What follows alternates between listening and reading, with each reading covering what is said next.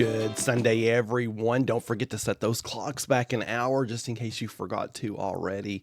Many of us are relying on a technology to do it digitally for us.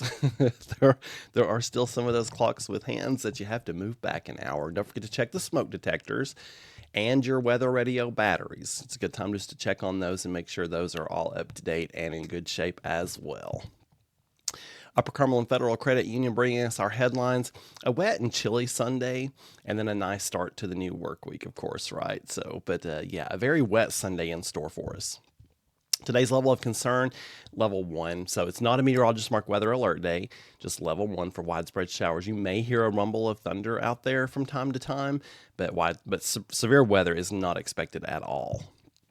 Clearview Closet and Blind brings us our 5-day forecast, and not too much for the next 5 days. After today's showers, highs only around 50. Nothing else really the rest of the week. Partly cloudy skies on Monday. Clouds may be a little stubborn to let go of our area tomorrow. That tends to happen this time of the year. But we should see some sunshine by the afternoon. Fingers crossed. Highs in the mid to upper 50s. Overnight lows in the low 30s again Monday night. So another frosty night in store for us. And then Tuesday, Wednesday, and Thursday, highs in the 60s and lows around 40 under mostly sunny skies. It gets a little windy on Wednesday. Those southwest winds at 10, gusting to 20. But other than that, that's the most activity we see. Now, the end of the week starts to get a little bit more active as another system starts to move in.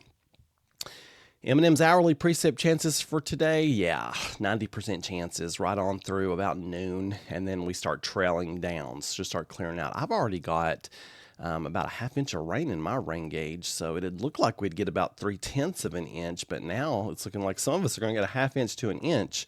So if you've got those higher totals already this morning, then you're going to be closer to that inch. If you haven't seen much of anything, you're going to be closer to the half inch, it looks like. So a wet Sunday in store for us. Weichert Realtors bringing us our extended threats, and next weekend looking at another system, and that could bring the risk for some strong storms. That is unclear at this time, but there are some indications that we may have some of that to deal with. I'll keep a close eye on it. Then the next week, maybe Monday, maybe some flurries. We'll keep an eye on that. And then the next weekend, another system somewhere in that, somewhere in that time frame, bringing another heavy round of rainfall and maybe some strong storms followed by flurries. So very typical November frontal passage is expected for the rest of the month. And I'll always keep my eyes out for the risk for any storms or snow flurries. On this day in weather history, brought to us by B&H Storm Shelters.